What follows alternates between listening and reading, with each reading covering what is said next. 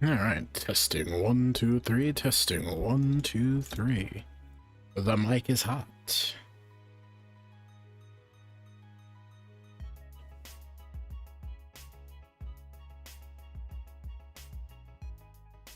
Well, howdy.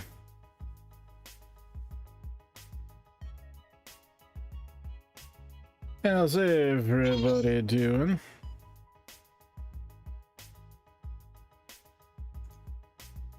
Just doing some last minute things here off screen. Just gotta get some stuff up. Everybody's viewing, but rather than leave you in the dark here, let's see here.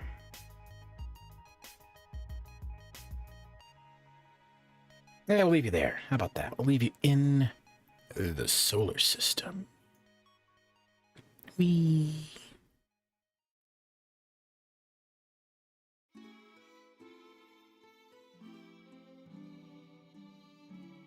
Okay, that's up. That's up. Get some more things up.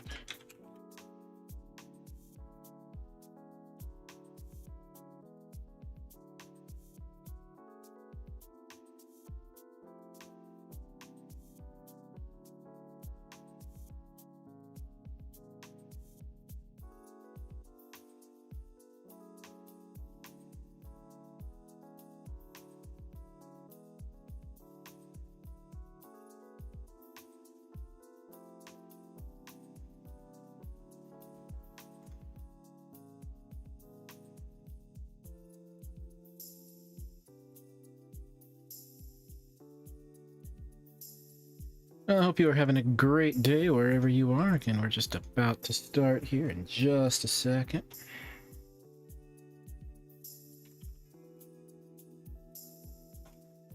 Just kind of getting some things up in the background, but I didn't want to leave the starting soon sign up for too long.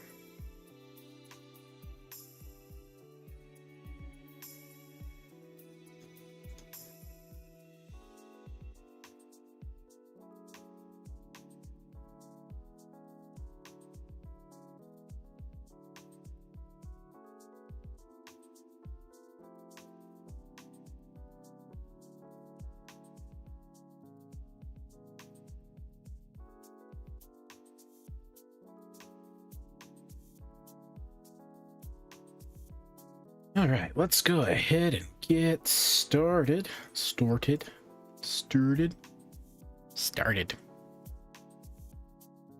All right, welcome to our planetarium show. My name is Mike. Thank you for joining us here on Earthshine Education.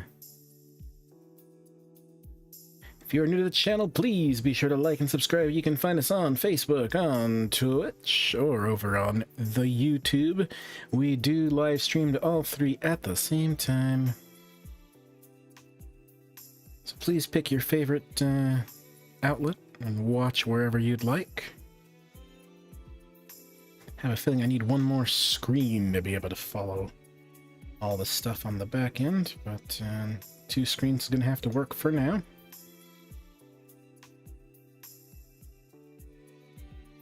So,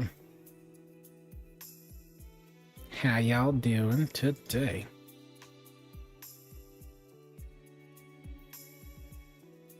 And this is the day, the way it is outside right now. No clouds, I should say. One really bright star out right now. That is, of course, our sun. This is looking through our virtual planetarium software. You can find this yourself. This is called Stellarium. It is free to use, free to download. It is nothing that I am involved with. I just like using their software, so please feel free to download that at your leisure. Also apologize if I sound slightly odd. I'm a little under the weather. Not what you think. It's the pollinating. Everything is beginning to bloom here, and my allergies are slightly out of whack right now. So if I sound weird, there's your reason why. So a couple of softwares we're going to be using. This one, again, Stellarium, stellarium.org. The next one, this one, Universe Sandbox. This you can find over on Steam. Allows you to load various simulations, such as this one, which is the solar system. You will see this again in just a little bit. Lots of pre-made stuff you can just click on whenever you'd like to use it. For example, let's look at this. Look at that. Boom. Pretty cool.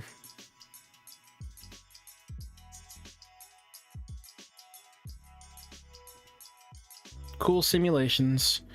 These all come with it. You can actually make your own.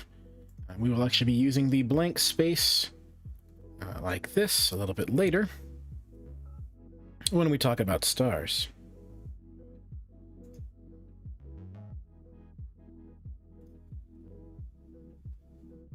And of course, the third source we will be using, oddly enough, will just be a web browser, which is where we usually start.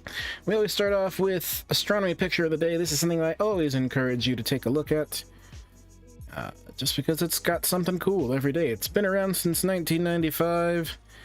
Some browsers have some issues going back that far, but the archive does exist.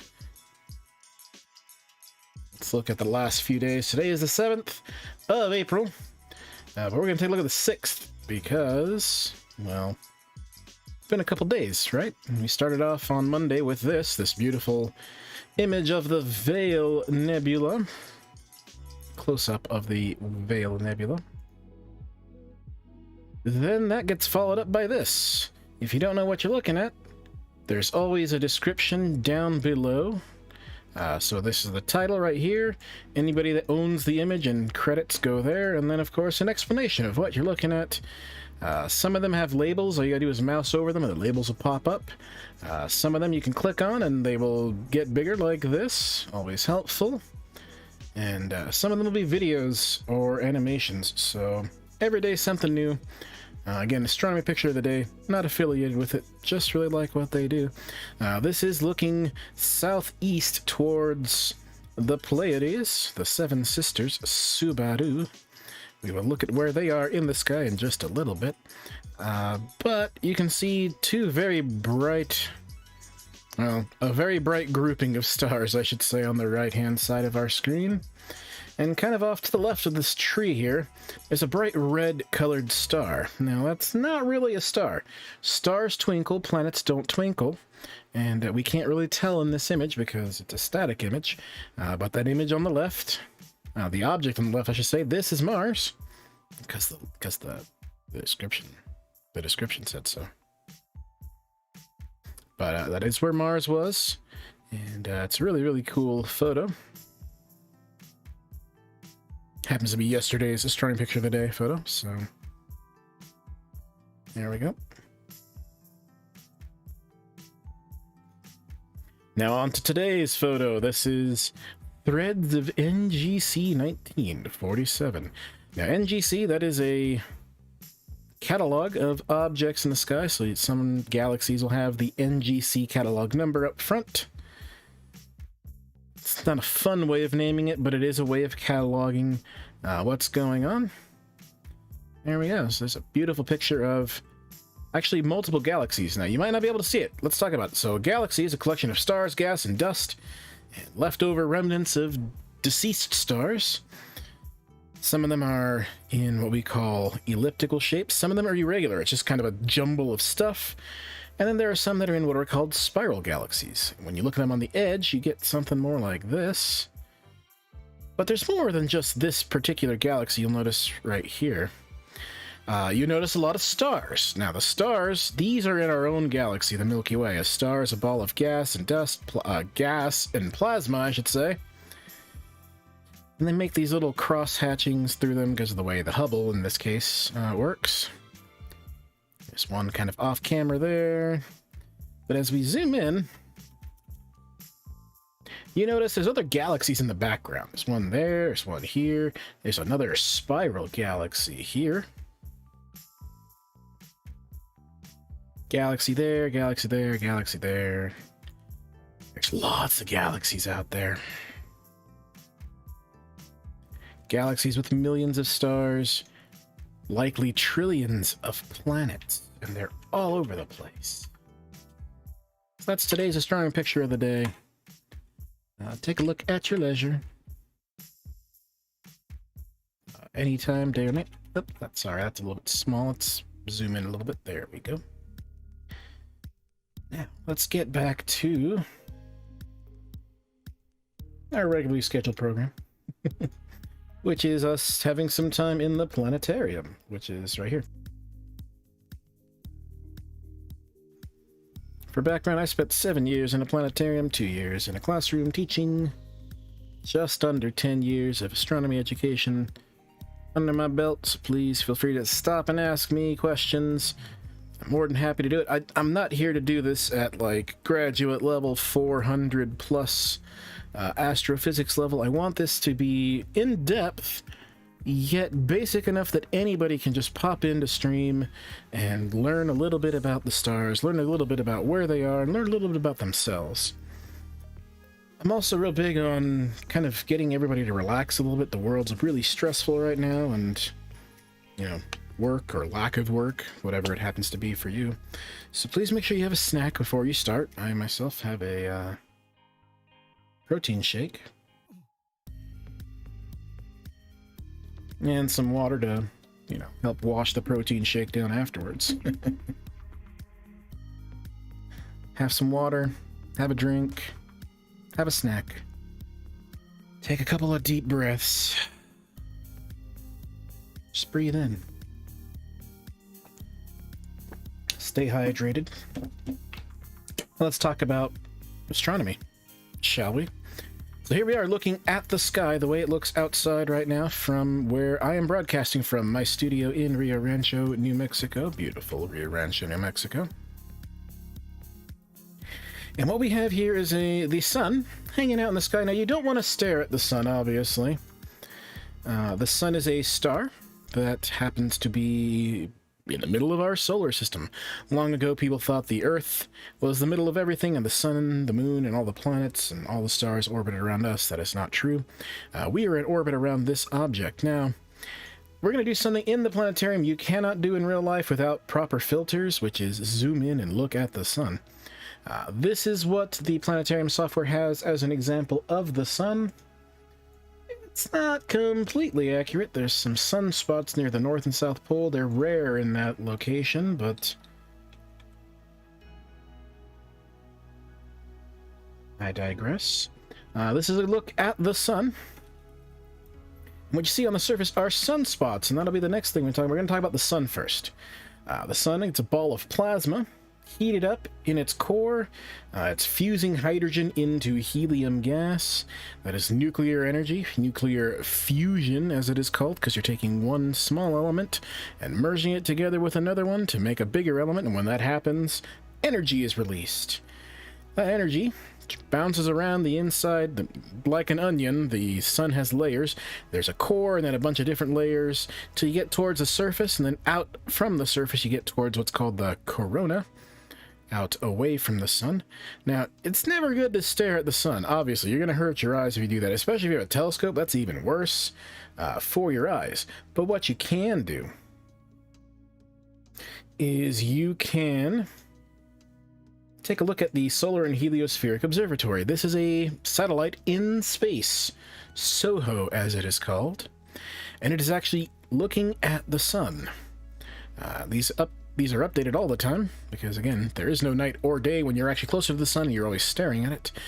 This is the surface of the sun right now, and as you can see, we have things labeled. So Earth size is this little thing down here, just slightly about the size of the mouse.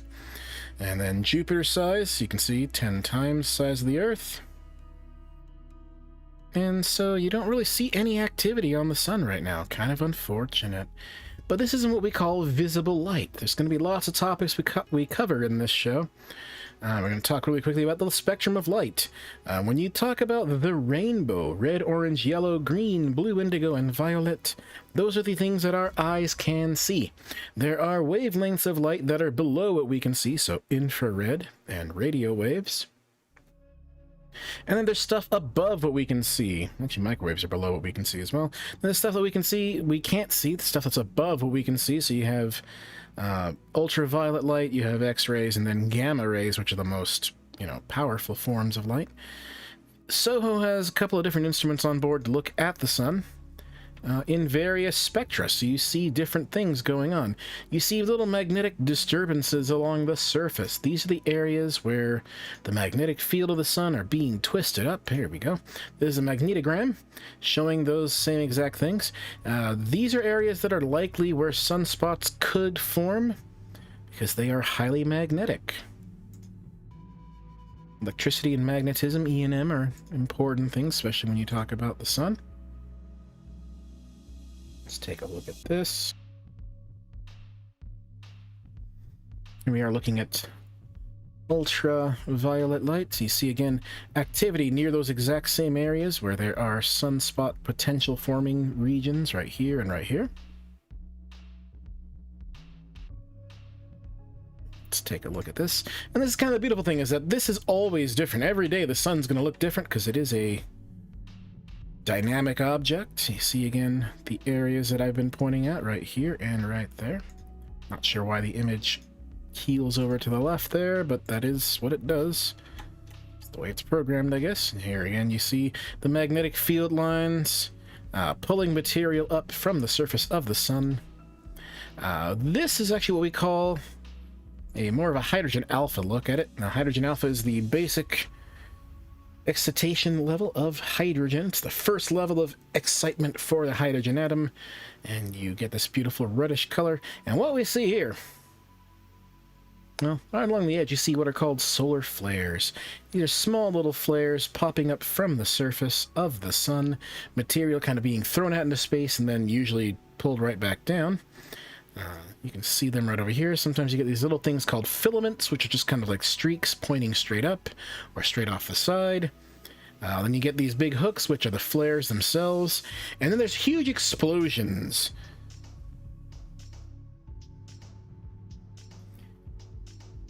Hey, Fig, how you doing? Good to see you again. We're starting out talking about the sun, which I know is probably set for you right now. I think you're in Europe somewhere, or somewhere far away. You're ahead of me in time zones. But we're talking about the sun, which you can see all the time through this website, Solar and Heliospheric Observatory. And what we're talking about solar flares. It's good to see you. It really is good to see you.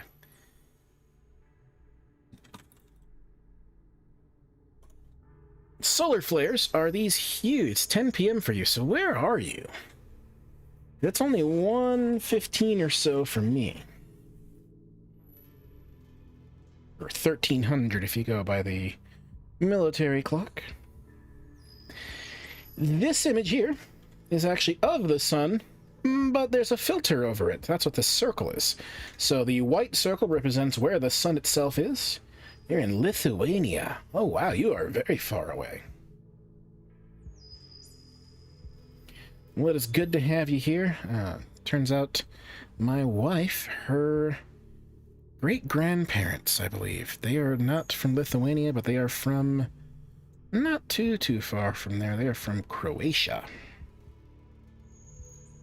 Lithuania, Croatia, and some of the eastern parts of Europe are places I would love to go visit, but haven't gotten there yet.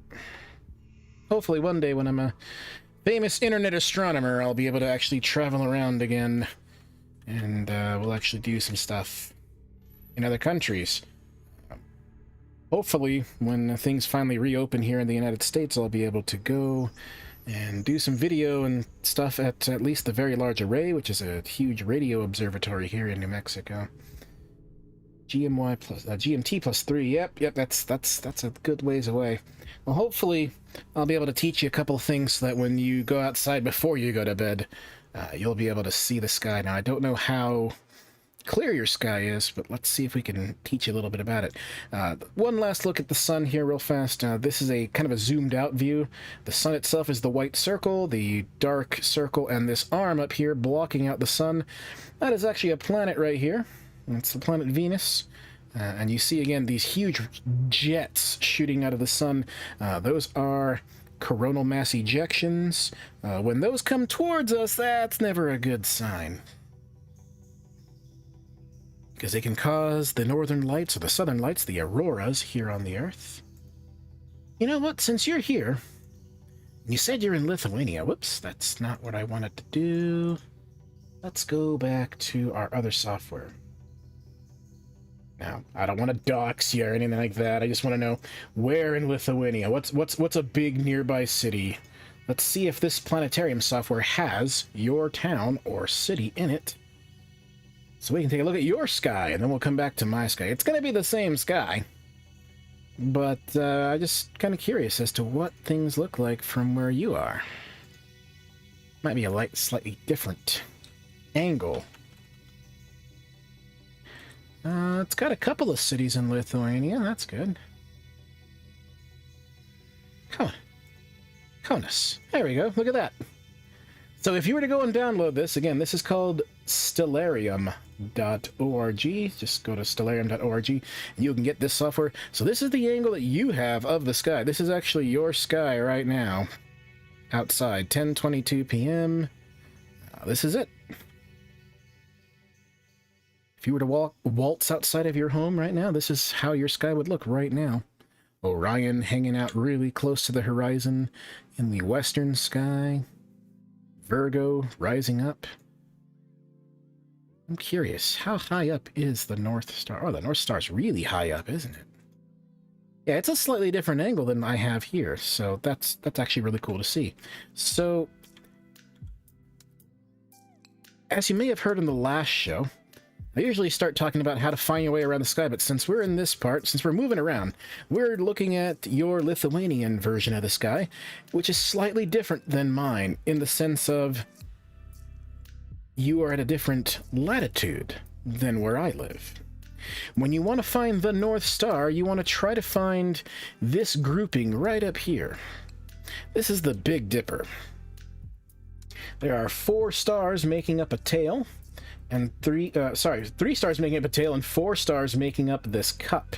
You'll notice they are the stomach and tail of this large bear, the Ursa Major constellation, as it is called. There's 88 constellations throughout the entire nighttime sky, northern hemisphere and southern hemisphere combined. The Little Bear, or Little Dipper, actually has the North Star in its tail. To find the North Star, all you gotta do is find this Big Dipper. And again, I need you to go away. There we go.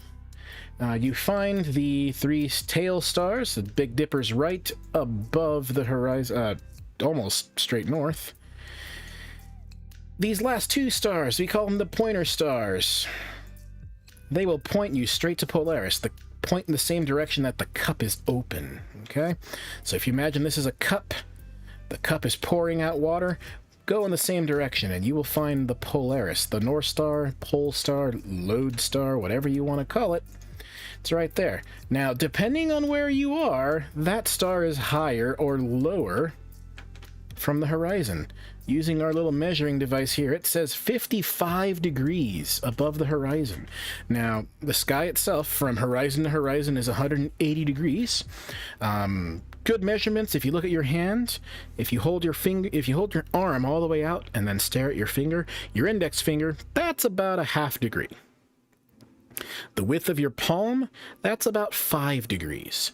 So this is 5 times 11. This is 11 hands wide from the horizon up to the North Star. Oddly enough, where I live, it's only 35 degrees, so the North Star is actually a lot lower in the sky.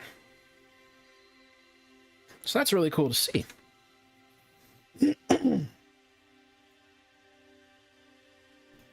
Again, I'm sorry if I sound a little weird. There's allergies going on here. There's lots of plants blooming, and my brain, my nose is not too happy about it.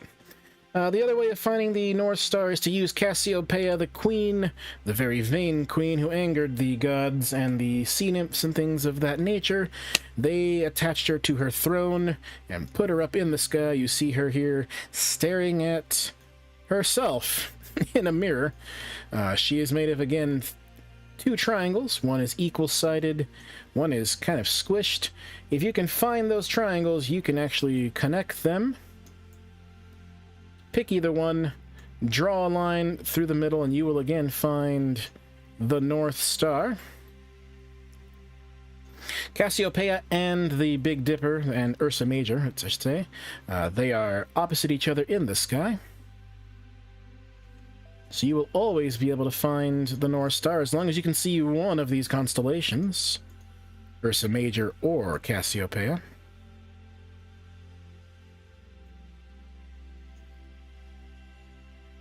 As you can see, when the Big Dipper and Ursa Major are high in the sky, Cassiopeia is low in the sky. Now see, for you, since you're in Lithuania, Cassiopeia doesn't really go below the horizon. Where I am, Cassiopeia partially goes below the horizon, and same with the Dipper. The Dipper kind of goes below the horizon, so sometimes you only see part of it. I'm going to get rid of the atmosphere to get rid of the sun's light diffracting around. There we go. As you can see, all of these constellations rise and set, stay in a nice, what's called circumpolar area of the sky. They circle the pole star, but they don't appear to go below the horizon. Now, let's switch gears. Let's look at things from my point of view. So there's the North Star.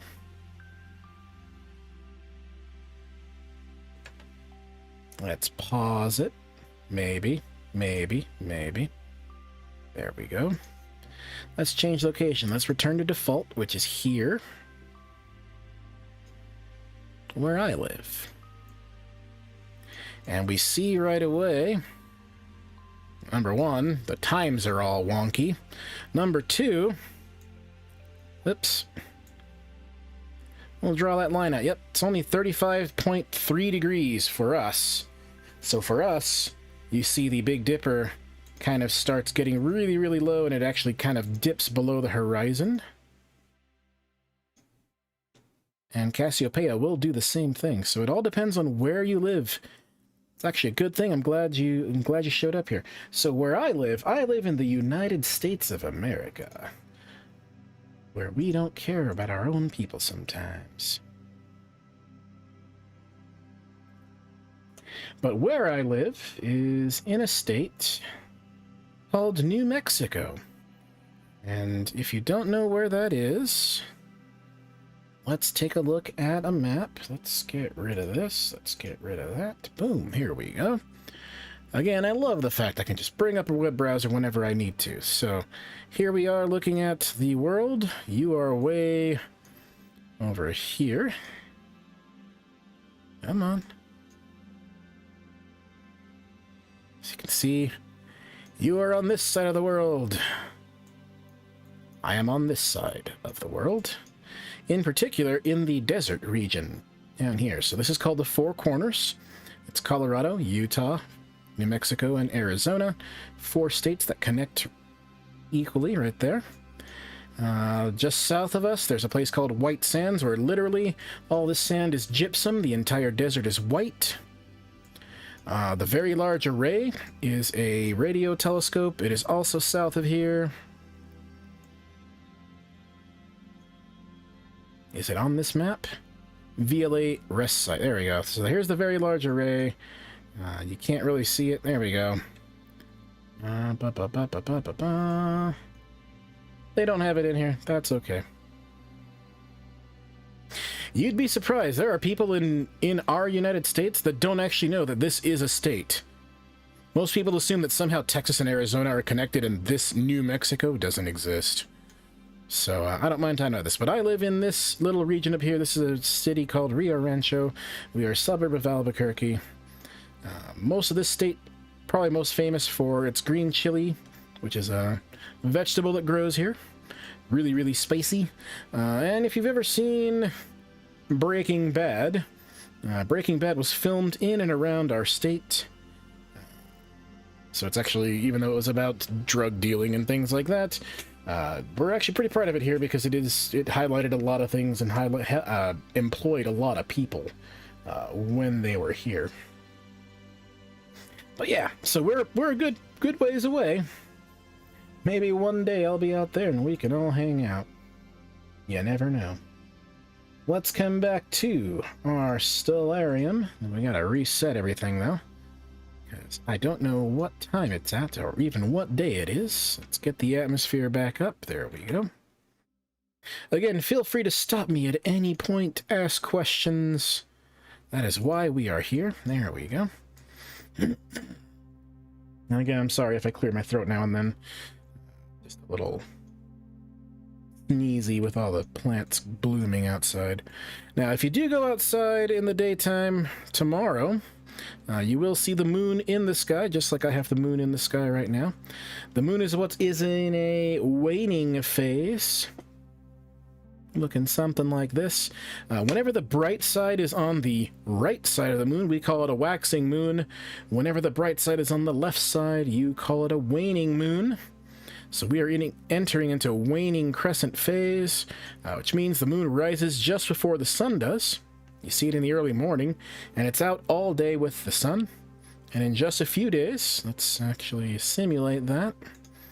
In just a few days, the moon will continue and get closer to the sun from our point of view to the point where it'll enter into what's called new moon phase.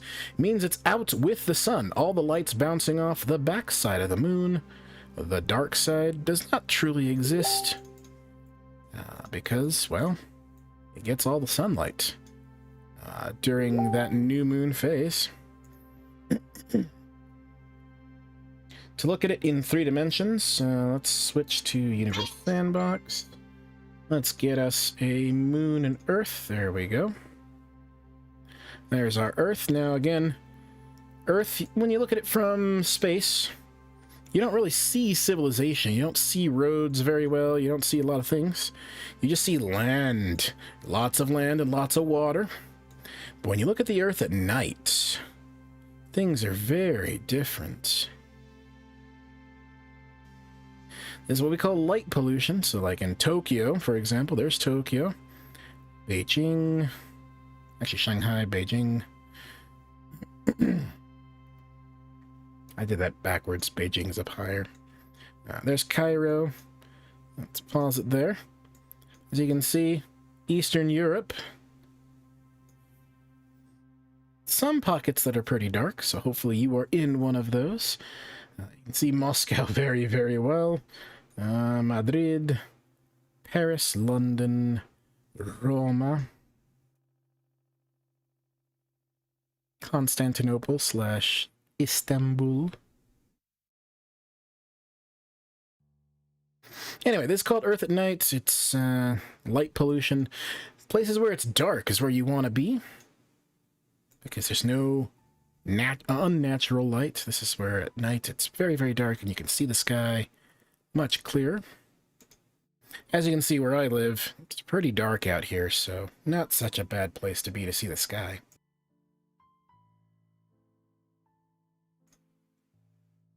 But we weren't just talking about the Earth. We were talking about our friend, the moon, weren't we? There we go. The moon looks something like this. This is the only side you see when you look up at the moon, because it is what's called tidally locked, which means this side always faces the Earth. There are lots of craters. The moon kind of acts like a battering ram.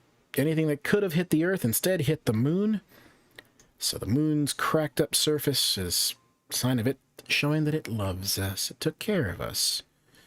The darker areas are the younger areas of the moon's surface. We call them the seas, or mare, mare meaning sea. People thought they were actually oceans of water. They are not. They are oceans of lava that solidify. You can see this was actually probably a crater that, cracked open the surface and then filled in with lava. Each of the craters has names. I'm not going to name them because I don't know them all. I just know Sea of Tranquility is going to be here. Sea of Serenity is going to be up here. Each of the seas has names.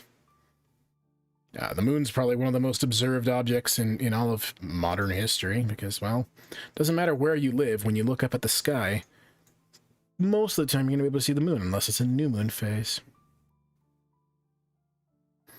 Went by many names: Selene, Luna, Artemis. Lots of different deities attributed to the moon. Here's the back side of the moon, the quote-unquote dark side of the moon. This is what happens during new moon phase. From our point of view, all the lights bouncing off the back. excuse me, all the light bounces off the back of the moon and heads back towards the sun. From our point of view, that's what we get. Nothing. Because there's no light made by the moon reflects back sunlight. There's even a little phase that's kind of interesting. When the moon is first beginning to become illuminated again during that first waxing crescent moon, there are times where the entire moon's surface is still lit up, even though only a portion of it truly is lit up by the sun. It's actually sunlight hitting the moon, hitting the Earth, and then going back and lighting up the moon again. That's actually called Earthshine, hence the name of this channel, Earthshine. Let's look at... Come on. This... Come on. Simulation. There we go. This is kind of looking at what we just did in 3D, but with a diagram point of view. There's the bright side on the right side. That is, again, is a waxing moon, starting out with a waxing crescent. When the moon is 1/4 of the way around our planet Earth, that is a first quarter moon. You'll see. The angle is significant enough. Oh god, my phone is ringing.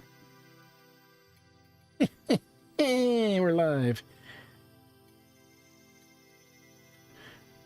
After the first quarter, you get the waxing gibbous.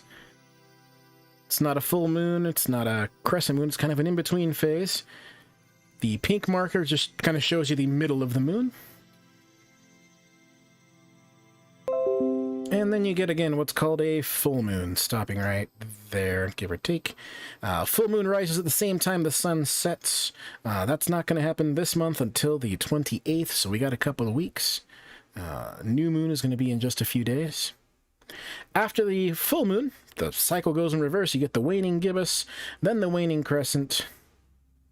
Third quarter moon is in between there, and it's 3/4 of the way around our planet. The word month refers to the moon and its cycle, 29.5 Earth days, give or take, is a month. It's also the cycle of the moon. Monday, also named for the moon. Sunday. I guess I can kind of talk about the rest of them. Tuesday is named for Mars. Wednesday is Mercury. Thursday is Jupiter. Friday is Venus, and Saturday is Saturn. The 7 days of the week refer to the 7 classical planets, as they were called. That is going to be the sun and the moon plus 5 planets. The word planet comes from Greek. The Greeks called... let's stop this thing. There we go. The Greeks called the stars in the sky Asteris, and the wandering stars Asteris planetes, which meant wanderer or vagabond. Not sure who's messaging, but that is a thing. I will check messages here in a second. And the reason for these 7 quote-unquote wandering objects, these classical planets as we call them, is, well, you can see that the sun and the moon move around the sky pretty often. The stars all sit in the same place pretty much throughout the year, but they change based on the season. There we go. Let's get into a nighttime sky. So, there's the nighttime sky again for what I see tonight. Not what you see, but what I see. And you see Orion still kind of low on the horizon. It's not late enough here. It's only 8:45 on the planetarium dome instead of the 10 o'clock that you had when we started. But these objects, these planets, they would wander around the sky. And so they would keep track of them. They noticed that the sun, the moon, and these planets traveled on a nice flat line through the sky. It looks kind of like a curved line, actually. This line is called the plate of the ecliptic, if you're in the scientific terms, or you can call it the zodiac. The zodiac refers to the 12 constellations. There's technically 13, but 12 constellations that the sun and the moon and these planets wander through. Now, their names are pretty famous. You hear them if you know anything about modern astrology. You have Taurus the bull, Aries the ram, the Gemini twins, Cancer the crab, Leo the lion, Virgo, yada yada yada. There's lots of them. There's 12 of them total. But, you know, people use those for divination and telling your fortune, telling your future. That's not exactly what we're here to talk about. What we're here to talk about is why. Why do these things travel on this line?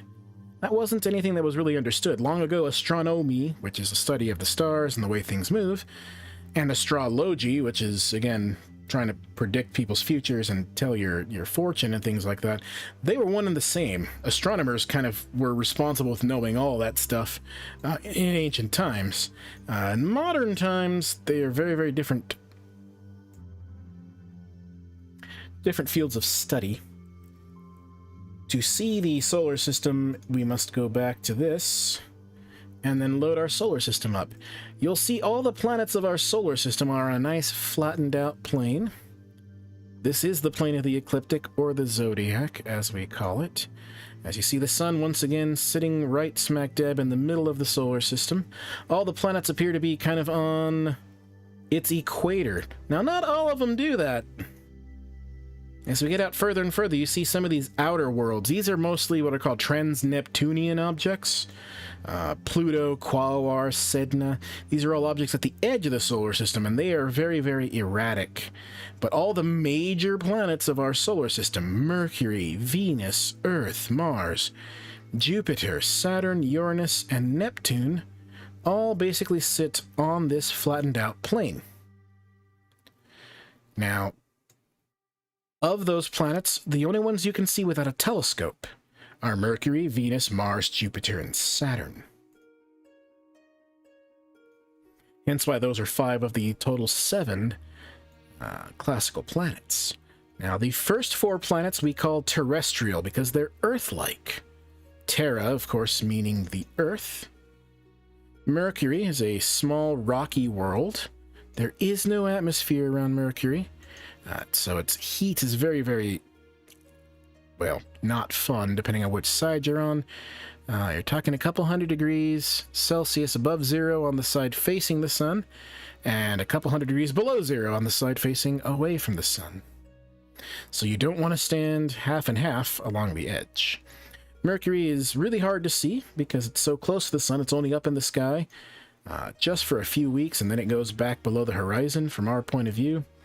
Very few satellites have been sent to it. It's, again, much warmer, so to speak. It's much, much hotter around here, and things will melt, or at least get damaged if they're not properly protected, meaning they are more expensive to make for those missions. Venus is the next planet of the solar system.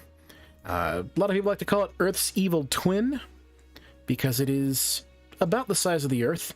But that's about where the comparisons end. It spins the wrong way. The sun rises in the west and sets in the east on Venus. Very thick carbon dioxide atmosphere. Talking about 600 degrees Celsius around the surface. Just never, never fun to have temperatures up that high. A day on Venus is also about as long as its year, so it's very, very odd, very slowly rotating backwards, and we're not even sure why that is. Obviously, we did talk about Earth, but there's our little blue marble quickly spinning around. Mars. There we are. Mars is the only planet you can see tonight outside without a telescope. Let's take a quick peek at it, and then we'll look at where to find Mars in just a second. Again, if you have questions, I see a couple of questions coming in over on Facebook. We'll get to those in a sec. Here we are looking at Mars. Obviously, we've been talking about Mars a little bit because we've had the Mars exploration rovers a few years ago. Then we had Mars Curiosity. Now we got Mars Perseverance on the surface. So Mars is back in the news. This is Mars. Possibly one of the more intriguing regions of Mars. I always show off this. This is Valles Marineris. We looked at the United States earlier. This entire crevice on the surface of Mars would cover up the United States from one end to the other. So New York would be on one side, San Francisco would be on the other. It's about 8 kilometers deep at the deepest point. It's a huge crack. The idea, at least the hypothesis, is that Mars was kind of like the Earth. It had a warm inner core, and then at some point that, what's called a planetary dynamo, stopped. and the magnetic field stopped, and the internal heating stopped, and the planet cooled rapidly and actually physically cracked open on the surface, forming this huge crevice. Nearby are the Tharsis Montes, these 3 shield volcanoes, and then Olympus Mons, which is just completely huge. Olympus Mons is the largest volcano in the solar system, and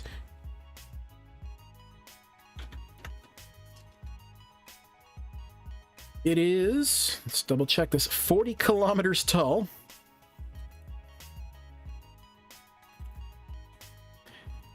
And 650 kilometers wide.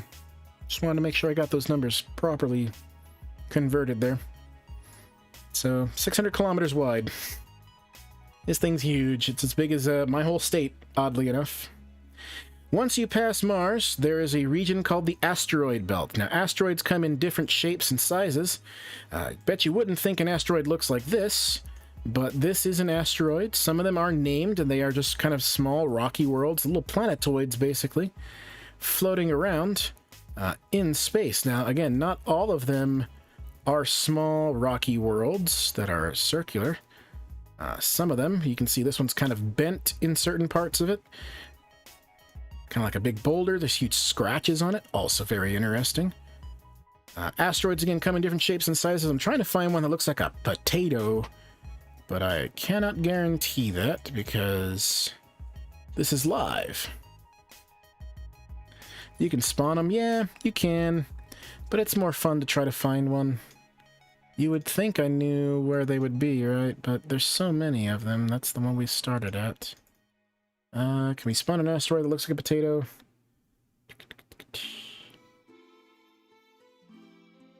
Actually, that's actually a good point. So when you talk about Mars, Mars actually has 2 moons around it. Phobos and Deimos. Fear and panic are what their names truly mean. But since you mentioned it, I actually can spawn them in. We can take a look at them. Hey, come back here. There's Phobos. You can see, again, really, really cratered up surface. There's Deimos, or Deimos, and this is Phobos. You can tell they were asteroids, but they've been captured by Mars's gravity. They actually are orbiting around the planet Mars. Phobos, the innermost of those two, is actually in a... Oh, I collided them. Whoops. I broke it. The innermost of those two, Phobos, is actually in a collision course with Mars. It's slowly decaying in its orbit. And will one day crash into the planet, which would be good to remember if you're thinking about making a colony on Mars. You got to figure out the Phobos problem. Here we are back in our solar system, and we're going to talk about not that world, the outer worlds. So Jupiter, Saturn, Uranus, and Neptune, the gas giant or Jupiter-like Jovian planets. Jupiter, of course, looks something like this. You can see it rotates very, very quickly, even though it's about 10 times the size of the Earth. Its speed on its axis is actually a couple hours, actually a lot faster. It's about 8 hours and 15 minutes at its equator. Slow it down. There we go. Upper cloud bands, they go in opposite directions. You have a huge cloud down here called the Great Red Spot. That is a huge storm on Jupiter. It's been raging for as long as we've known about Jupiter up close, so to speak. It was first seen in the year 1610, and it's still there. It's never gone away. And we're not really sure why. Saturn is the next stop on our trip through the solar system. But I always like to point this out. I don't like the image that they have of Saturn in this because it doesn't have its rings. I don't know why that is, so I always bring up a static picture in the background. And then we talk about it from there. So let's first visit Saturn in software. Goodbye, Jupiter. Jupiter has 4 large moons around it called the Galilean satellites, or the Galilean moons. They are Io, Europa, Ganymede, and Callisto. We'll talk about them a little bit later. See, mine doesn't have rings. I don't know why. Maybe I need to reload something. I need to check and make sure all the DLCs are maybe something's wrong with mine, but mine doesn't have rings here. I do know if you look at one of the simulations, there is a way to get Saturn with rings, it looks like. There we go. That's slightly better.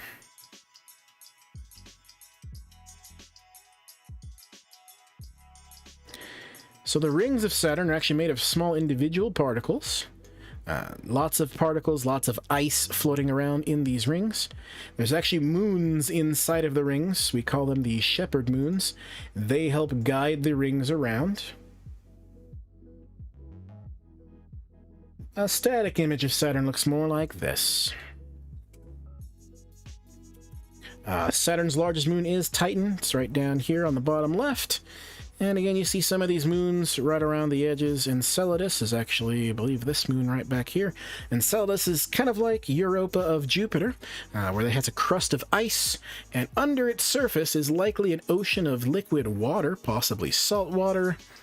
And so that always brings up the question of, is there life outside of our planet Earth? Is there life on one of these small moons orbiting these gas giants? That is a question I can't answer. We have zero answer for that just yet. Let's go back to Stellarium.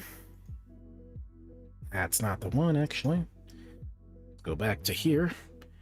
Uranus and Neptune, the outermost planets of our solar system, are basically the same size.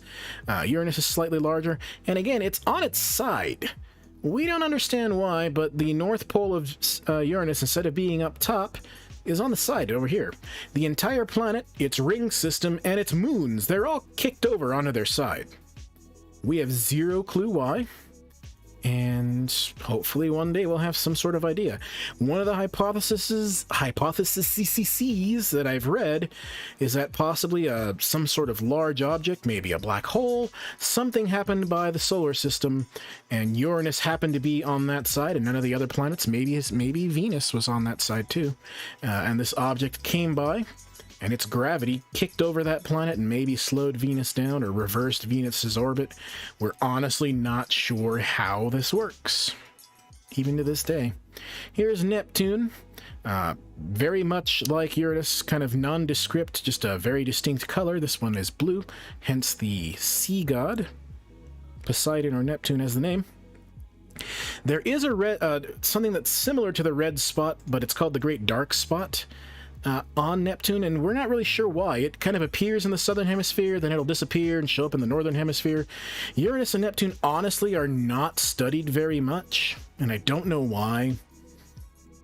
We primarily seem to focus on Jupiter and Saturn, and of course Mars. Mars is the target that everybody wants to make the kind of next step of humanity, is to go live on Mars.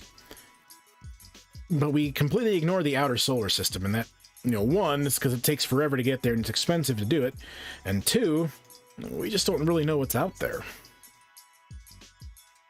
So that is why you see the planets along this kind of line in the sky.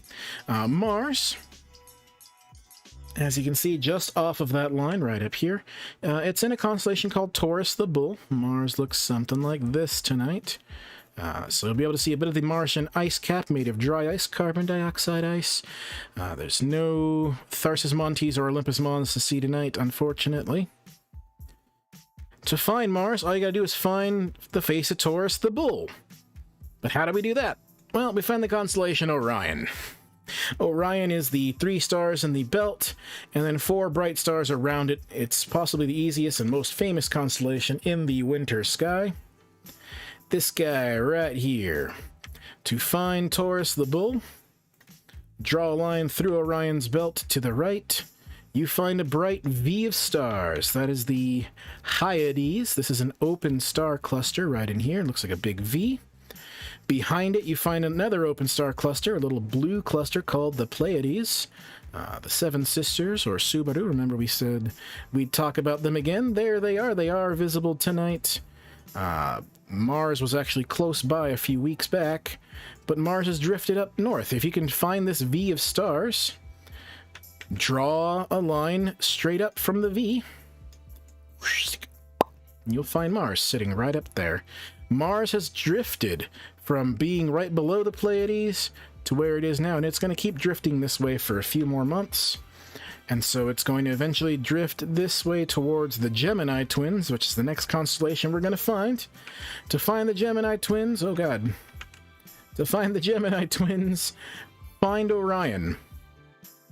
Orion has very, very interesting colored stars. Betelgeuse is a red giant star. Shoulder of the giant is what Betelgeuse means. Bellatrix is his other shoulder. It's a bluer star. Rigel is a very bright blue star. It's his knee star.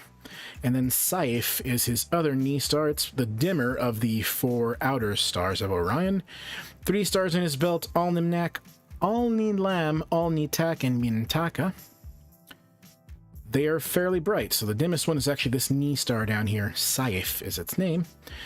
To find the Gemini Twins, we need more room here. There we go. Take a look at Orion. Go from his knee, Rigel, up through his shoulder, Betelgeuse, and keep going. There will be 2 stars that are about the same brightness. One is slightly more blue than the other. The one on the right is slightly more blue. That is Castor. The one on the left is a star named Pollux. They are the Gemini Twins. At least the heads of the Gemini Twins. Again, one of these zodiac constellations. And so Mars will drift from Taurus through his horns and eventually into the feet and bodies of the twins. There is a constellation called Auriga, the charioteer, between these 2 constellations. It's this weird 6-sided shape up here. Easiest way to find it is just to draw a line through Orion. From his knee, between the 2 shoulder stars, soars a super bright star named Capella. It's not the brightest thing in the sky, but it's very, very bright. Capella sits right up here, and you can kind of see the outline of this 6-sided shape right there. Orion can help you find the brightest star at night, which is Sirius. Seriously, it's really bright. We named my puppy after it. His name is Sirius. He's currently looking at me from under the table here like, what do you want? Draw a line through Orion's belt to the east. You honestly cannot miss Sirius. Sits right there.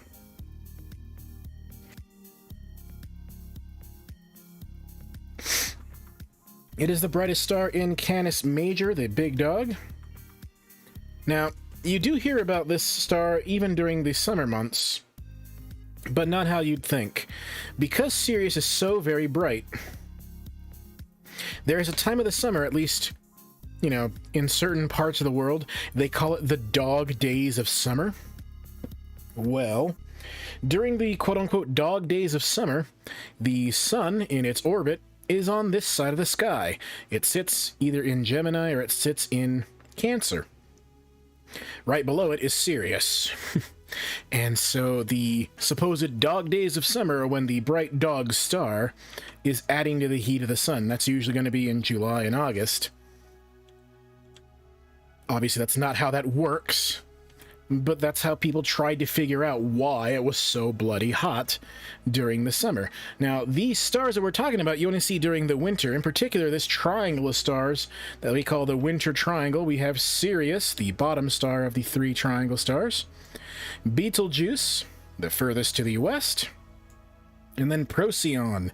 Procyon, or Procyon, is a star in Canis Minor, the little dog. There's literally 2 stars in this constellation, but it's a dog somehow. It's a dachshund, I guess. And those are your hunting dogs of Orion. That's how you find these constellations in the sky. Drawing a line. Well, if you draw a line from Capella through the Gemini Twins, you'll kind of see there's just Capella, these 2 bright stars, and then one really bright blue star up here. There's nothing really else bright if you look straight up tonight. This bright blue star, you'll notice, is at the bottom of a question mark. There are 1, 2, 3, 4, 5 stars making up this backwards question mark, and the bottom one is a 6th star. That is a star named Regulus. This constellation, this backwards question mark, that is the head of Leo, the lion. Think of the Sphinx in Egyptian mythology, or even just looking at any pictures of Egypt, you're going to see the 3 pyramids of Giza, and you'll probably see a picture of the Sphinx. This is very much the same. A lot of these constellations existed in the times of ancient Egypt. Dynastic Egyptians made up some stories. So Orion was Osiris, Sirius was Isis, lots of various deities. What we call the Big and Little Dipper, they were jackals in Egyptian mythology. So some of these constellations actually go back many thousands of years. The names have changed, the stories have changed, but the shapes have remained basically the same. There is a slug-like constellation rising up around 9 o'clock. That is my constellation, the constellation Virgo.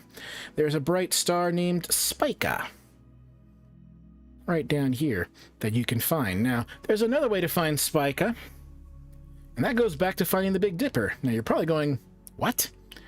Yeah, so, remember the Big Dipper? We talked about it earlier. We use the 2 pointer stars. We're facing north again.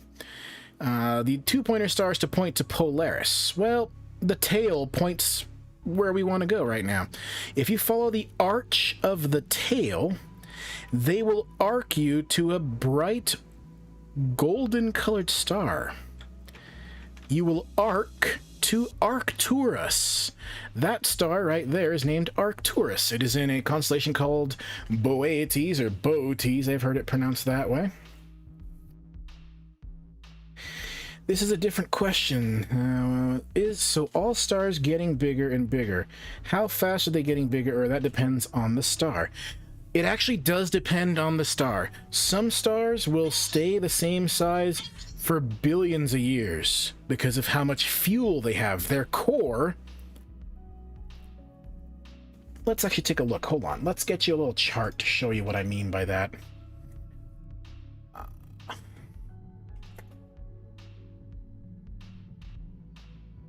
Rather than just trying to explain it, let's take a picture and look at it. That's not what I wanted. That is a good question. I will get to that in just a second. I just want to show you kind of how we understand stars are layered.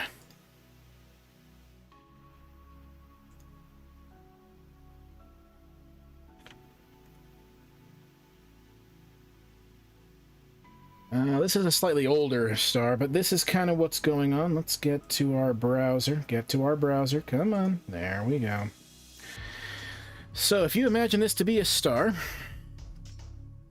the core in the middle, you'll notice it has it labeled iron ash. This is a bigger star. Our sun will never get to this point. Stars start out fusing just hydrogen. And depending on how big the star was when it first formed, there's either a little bit of hydrogen or a lot of hydrogen in its core. Eventually, that hydrogen will get expended, and by that I mean it's going to turn into helium. So you have hydrogen turning into helium. When the star gets old, it'll puff up and start getting colder. It'll turn redder. That core is now going to switch to burning, quote-unquote, helium. It doesn't actually burn it like fire, but it uses it as an energy source. So you start burning, you start fusing helium. Then, after you're done fusing helium, the star will do the same thing. It'll puff up, become a red star, and then try to collapse a little bit to increase pressure. When that happens, if it's big enough, it'll start to fuse carbon and oxygen, maybe lithium, in the next core. So as you go along, the core starts to look kind of like an everlasting gobstopper or, some sort of jawbreaker candy. When a big star exists, this is what their cores look like. They eventually go all the way on the periodic table to having a core made of iron. Now, anything past iron requires more energy into it than you get out of it by fusing it. So if you fuse hydrogen with another hydrogen, you get a helium atom, you get some energy out of that.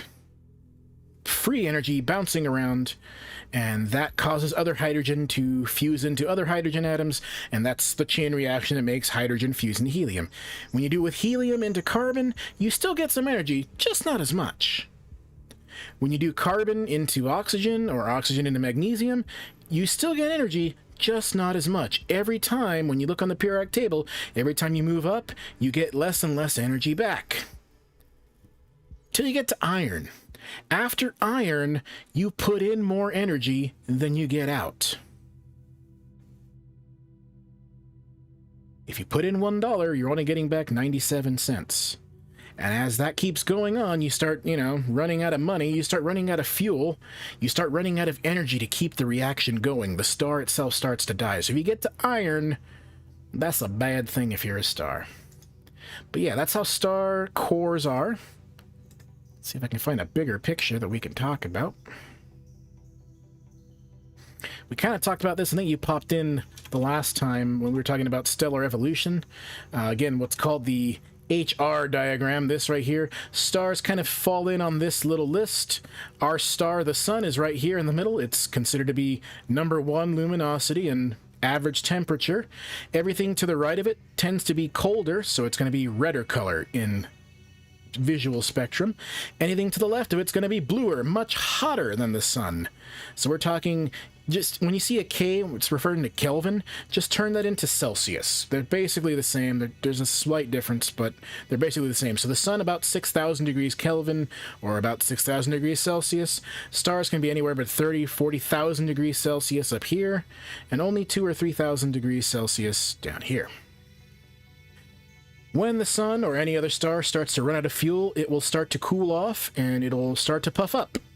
It becomes what's called a red giant. That's this area up here. And again, you can see the cores fuse different things. Helium, carbon, oxygen. Eventually they will just get so big and unable to fuse anything else that they explode violently and become a white dwarf. The white dwarves live down here. This is not the best chart, unfortunately. Again, there's what's looking at the core of a star. You go from hydrogen into helium, into carbon and oxygen, and then it looks like neon and magnesium, all these different elements. These are all elements that exist today here on the Earth. That implies that our Earth is made of leftovers from a star like this that exploded long ago, which eventually helped form the sun, which eventually helped form the Earth, and the rocky planets, and our own gas giant planets, and even you and me, because iron forms in the core of a star. There is iron in your blood. So you are Stardust, I am Stardust, everybody that's viewing on Twitch right now is Stardust. The couple of you that are over on Facebook, you are Stardust as well. That is not Stardust, that is Mars. That's not where I wanted to go with this, but okay. I appreciate that question. Did I answer your question? They change at different rates. It just depends on the star. Stars that start out like our sun, they last billions of years. Our sun is about 5 billion years old and likely has about 5 billion years of fuel left before it goes from fusing hydrogen into fusing helium, going into that red giant phase. If it's a star that's already very bright blue, it's going to burn through its fuel faster. And so it's only going to last a few million, maybe 10, 20 million, 30 million years. It'll burn through its core and go from hydrogen into helium. It'll puff up and then shrink again. It'll burn helium into other elements, and it'll keep doing that. But they just don't last as long. That's kind of the interesting thing about stars. When you look around, you see lots of different kinds of stars, different colors of stars, but it really implies how long they're going to live as well. Let's get ourselves a blank zone here. We kind of did this last time, but since we're talking about stars, let's look at them. There's the sun, and there's Wolf 359. Wolf 359 is a red dwarf star. As you can see, it is much smaller than the sun, and so it is going to burn through its very small core very slowly. As you can see that, if the core of the sun is, let's say, right here, it's 10, 20% smaller, 30% smaller in the Wolf 359, actually a lot smaller, isn't it? So this smaller star is going to live a lot longer than the sun, because it just doesn't have very much heat. Now, Sirius, do we see the right thing? No, you don't see the right thing. There we go. There's the sun. Put 3 stars out for you. The sun in the middle. We've got Wolf 359, a red dwarf. That's this one on the right. And then you've got Sirius, the brighter blue one. Now, because it's brighter blue, it is physically hotter on the surface, which also means its core is much hotter too. So it's going to burn through that hydrogen core a lot faster than the other 2 that you see here. Let's see, what other stars can we get that are about the same? Let's put that there. There's Alpha Centauri, which is kind of like our sun, but slightly bigger. Alpha Centauri is the closest star to us. Altair we'll put there. You can see, again, a brighter blue star. You can see the difference in colors. Blue stars are just not going to live very long. You also have intrinsic brightness. As you can see, when you have stars like this, brighter stars tend to be bluer in color, unless they're huge. What do I mean by that? Well, when the stars do change from burning fusing hydrogen into helium, they will puff up. So there's the sun. Oh god. Oh god. Simulation broke. I broke it. No! Fine. Reset. You didn't get to see this part anyway, because I had it on the wrong screen, which was my bad. There's the sun. There's Wolf 359. Same set of stars I used last time. Here's Sirius. Red star, cold. Sun star, average. Sirius, very bright, very blue, very hot. What happens when they run out of fuel? They all puff up. Now, they don't all get the same size. But when stars puff up, they can become giant stars. Look at that giant star in the background. That is Betelgeuse, or Betelgeuse. That is the armpit of Orion. That is a star that is just incredibly huge. Antares is also about the same size as Betelgeuse. You can see these are stars that are just incredibly gigantic. They're trying to keep their core fusing something, whether it's hydrogen into helium, helium into lithium and carbon, carbon into oxygen, magnesium, neon. They're trying to fuse something to keep the star alive, as we would call it. Not really alive, as you and I are, but functioning as a star. So what happens when one of these things dies?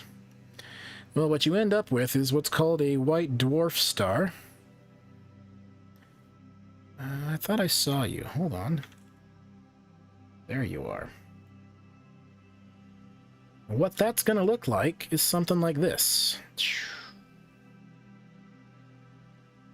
Yes, it's bright white, but look at how tiny it is.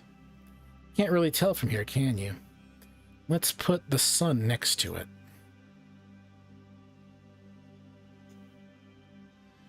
Look at the difference between a white dwarf, which is very, very bright blue and white, and just our regular sun.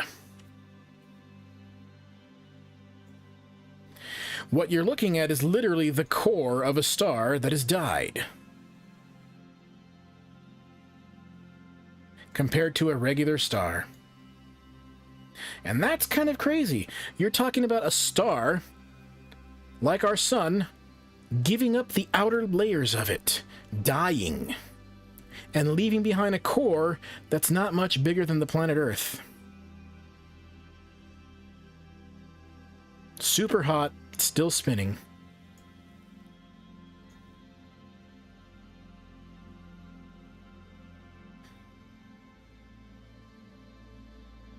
There's also even what are called blue giant stars, like this one.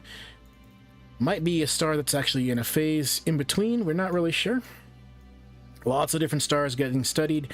There are also stars that are called variable stars, where they actually change in brightness. Algol is a star that does that. Sometimes it's much brighter than it is at other times of the year, and we're not really sure why. It's just something inherent to the star. We're just going to put a bunch of other stars here just to kind of click around. Some of the ones we talked about. This is Procyon. You can see it's a little bit brighter than the sun. It's also about the same size as our sun. Pollux, yellow like our sun, but a little bit bigger. Yeah. So again, stars all come in these different shapes, well, they're all the same shape, I should say, but different colors, which means their temperatures are different.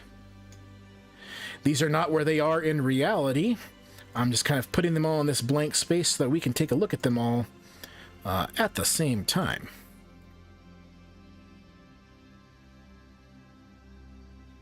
And again, there are some stars that are very strange that, you know, this is a yellow dwarf star, even smaller than our sun. So when you look up, you see all these different stars. Your eyes might be able to see the color differences. It just depends on the star. If you're looking at Arcturus, it's going to be a bright yellow star. You arc from the Big Dipper's tail to Arcturus, and then spike to Spica. Spica is that bright blue star that I mentioned just before we swapped over. And we'll actually take a look at them in the other software. Let's clear that out. Start a new simulation. Pause it so nothing collides with each other. Let's look at the difference between Arcturus, which is this star here. All right, and then we'll add in Spica. So even though Spica would look slightly brighter, you can see in reality, Arcturus is a bigger star, physically. So why are stars different brightnesses in our sky? Well, there's two things. One of them is called the intrinsic brightness. Stars are just the way they are. Think about light bulbs. When you look at a light bulb, it might be kind of bright because it's right in front of you. But if you put it, I don't know, a kilometer away, how bright is it? Well, it depends on the bulb, right? If you make it a really big, bright light bulb and you put it a kilometer away, it'll look nice and bright. But if you put a very small light bulb a kilometer away, it's going to look very dim. So some stars look bright because they're big. Some stars look bright because they're close by. You gonna take off? Well, you have yourself a good rest. I'm glad you showed up. I appreciate it. I'll talk a little more about stars and kind of finish up where the planets are, so feel free to click back again on YouTube and catch the rest of the stream when you can. Have yourself a good night, okay? Thanks for coming. Yes, I am talking to chat. Let's get rid of this. Back to emptiness. Back to our other software. Have a good night. Which software? This software. So that's where Spica was. Yeah. Now, to see other planets, you do have to wait till the early morning. So we need to let time move forward. By early morning, I'm talking right before sunrise. So you got to be up around, oh, I don't know, 4:30, 5 in the morning. Yeah, this is 5. Let's pause it here. That's 5 a.m. right here. So what you see at 5 in the morning is what we're going to call the summer sky. The stars that you see right now in the planetarium, you're going to see them up right around sunset in June, July, and August. We'll talk more about them when we get there. But these are the constellations that are going to be out throughout the entire summer. And more importantly, the core of our Milky Way galaxy is out during the entire summer. And we'll talk about the Milky Way now in just a second. It's this huge arch you see in the background. And this big bulge right there, bulge. This is the Milky Way's heart. This is the core of our galaxy. Now, as I said, planets are out in the early morning. If you're up before sunrise, you will see Saturn rise up first, and then Jupiter. Saturn will have a golden color to it and will not twinkle. Neither will Jupiter, but Jupiter's going to have a bright white color to it. And there's Saturn, which we talked about a little bit earlier.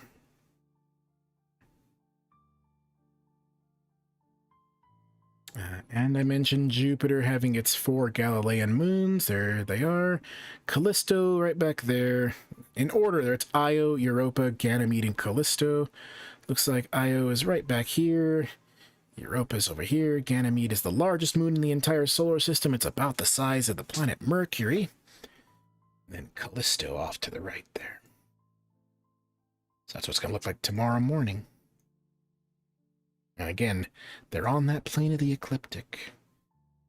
As I mentioned multiple times now, stars have different colors. You see bright blue star sitting down here, and then a bright red star sitting right here.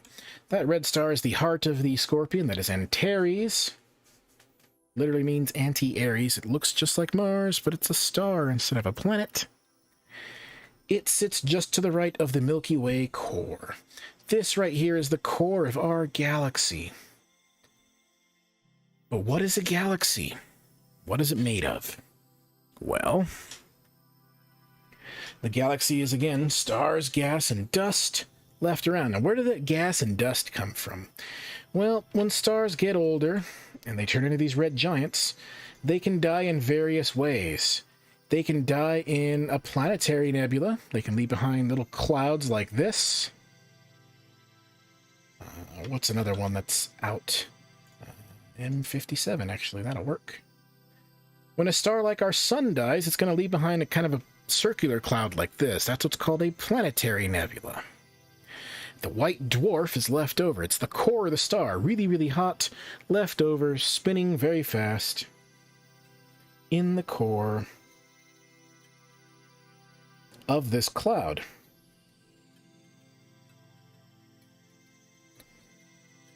A star much bigger than the sun, very, very much bigger from the get-go. Not because it's become a red giant, but just because the star itself was intrinsically more massive at the beginning. When they die, they explode violently. And they leave behind what is called a supernova remnant. It's going to look something like this. You see how much more chaotic that is? That is an explosion of epic proportions. Our galaxy has had this exact thing happen all over the place. Either stars dying quietly or exploding violently. For millions and millions and millions of years. And as that's happened, the galaxy has been filled up with stars, obviously, gases, and dust.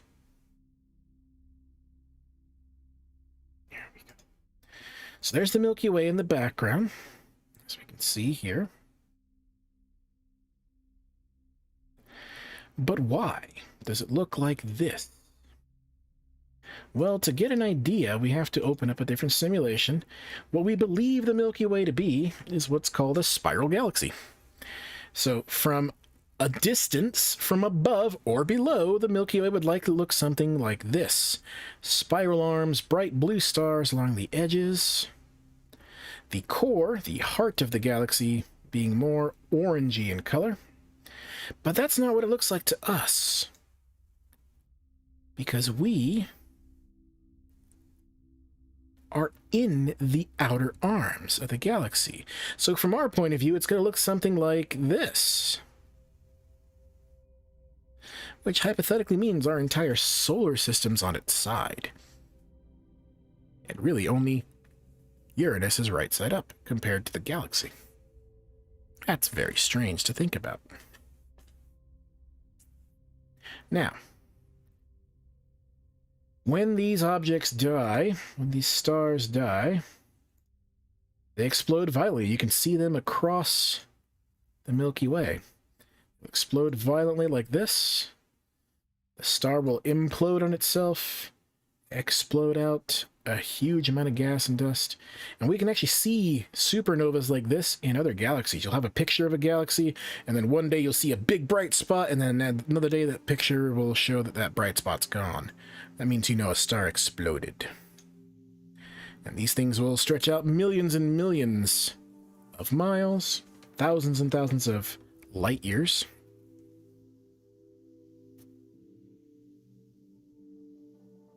Now, our Milky Way is just one of millions of galaxies that exist in the universe.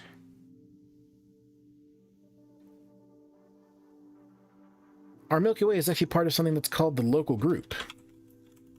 Now, the local group is made up of the Milky Way, the Andromeda Galaxy, and a couple of other smaller galaxies nearby. There's the Milky Way. It looks a little different, a little lower res.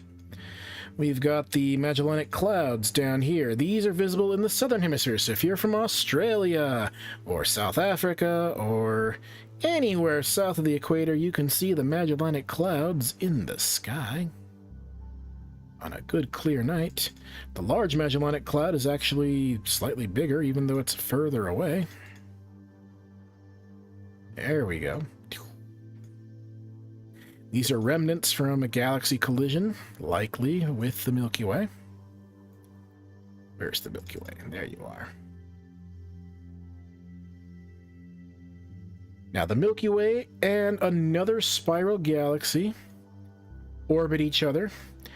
This is the entire local group. The Milky Way and the Andromeda Galaxy are the two major players in the local group. You'll see the Andromeda Galaxy here has its own little posse of galaxies involved with it. Those galaxies are on a collision course with the Milky Way, and in a few million years, I should say,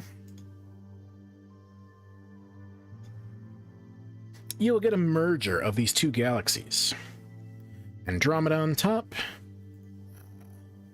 The submissive bottom is the Milky Way.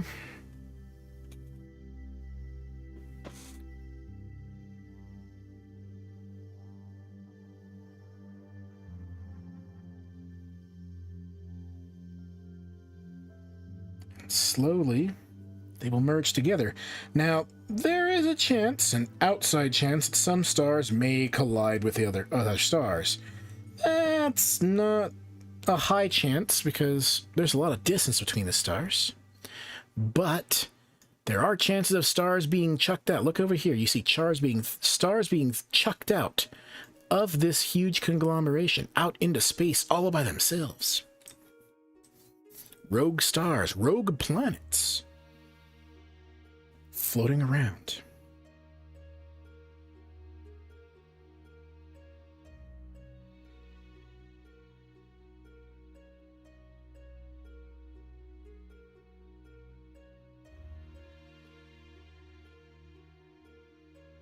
Deep breaths, hydrate yourself. Don't worry too much about this. This isn't happening anytime soon. But this is what the physics that we know, at least that we know now, tells us is going to eventually happen. Our sun would be a star. You can't see it from this distance.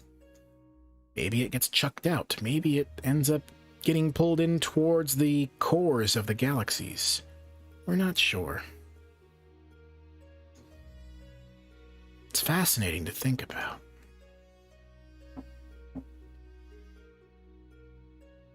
And that's all happening just from our little point of view. On this little blue planet, orbiting around this boring yellow star. Not truly boring, but average star.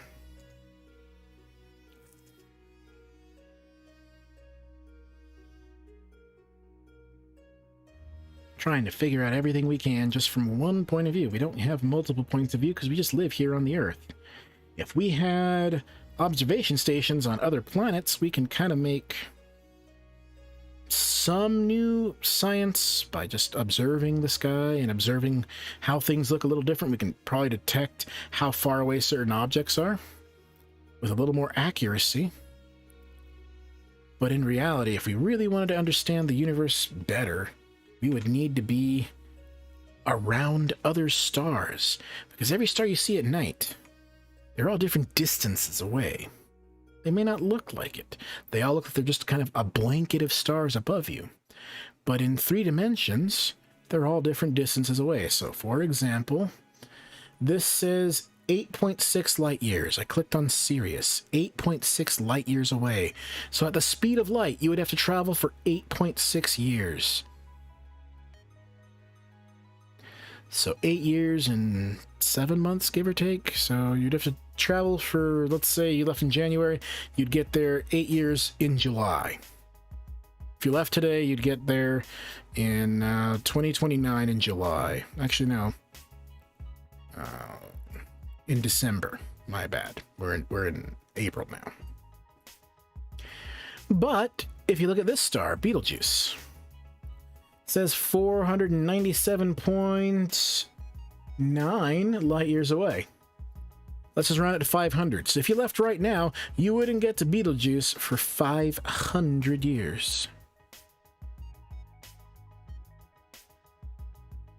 How much would change back here on Earth? Now, there's some differences because of relativity at the speed of light. Things are a little wonky. That's Einstein's theories and the theory of relativity, but we're not going to talk about that right now. My point is that all these stars are different distances away. Which also means that when you look at them, you look back in time.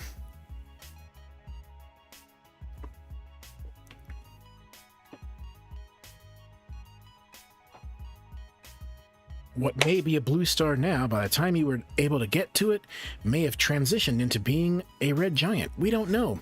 All depends on how far away it is and what stage it truly is in its life cycle. Some stars that are red giant stars may have already exploded and we just don't see it yet.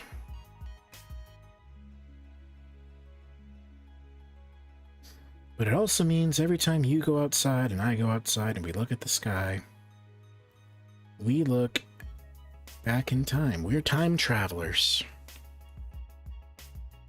I am a traveler of both time and space. So are you. We are also made of the dust of stars. And it's kind of beautiful to think about. Friday, we're going to talk about the news. Any new updates from Mars, any new updates from the Hubble, and other scientific changes that have occurred over the last few weeks, because we've missed a bunch of Fridays, so we're going to talk about some things. We're also going to look at kind of questions from you, the viewer, so much like today, just bring some questions. Some of the stuff you will hear a couple times, which is not a bad thing. Repetition is good for memory. Other times, it's really, this entire show is based on whatever you want to see. So if you want to sit here and talk about nebulas, or nebulae as they would be pronounced in plural, we can talk about nebulae. Things like the Orion Nebula, places where stars are formed, where they're born. Or we can talk about stellar death, or we can talk about stars themselves, like Fig wanted. So we talked about them. Bring your questions, bring a snack. Open your mind, take a deep breath, relax. For just a few minutes, maybe an hour or two, depending on how long you want to sit with me. Just forget about the rest of the world and all the world's ills and all the world problems. And just be one with the universe for a little bit. That's always kind of the goal. Maybe you're at home, maybe you're in a hospital. I'm not sure where you are. Wherever you are, I do hope that you are safe. I hope you find happiness. And I hope you and yours have a great day. So have a good afternoon, evening, morning, wherever you happen to be. We'll do this again on Friday. Again, please bring some questions, more questions, and we'll just kind of answer things as we go along. If there aren't enough questions, then we'll do a show like this. But it's much more fun if you bring questions, because there are times where you're going to stump me, because honestly, I don't know everything about the universe. No one does. There are some very smart people that have a lot of really good ideas, though. And we can sit around and talk about it. It'd be great. So, have a good afternoon, evening, morning, whatever it is. We'll see you Friday, and again, follow us on Twitch, follow us on YouTube, follow us on Facebook, and we're actually going to make a Discord server very soon. We're so very close to hitting an affiliate status on Twitch, which would get us some new emotes, which would be pretty cool. So if you don't mind sharing this around to your friends and family and people that are interested, hence why I do it to all these different things, because, you know, people might not have Twitch, but they may have Facebook, or they may not have Twitch, but they have YouTube. So, you know, wherever you happen to like to watch things, that's where I'm gonna be. With that, I bid you adieu. Have a good day wherever you are. We'll see you next time. You are loved, my little Stardusters.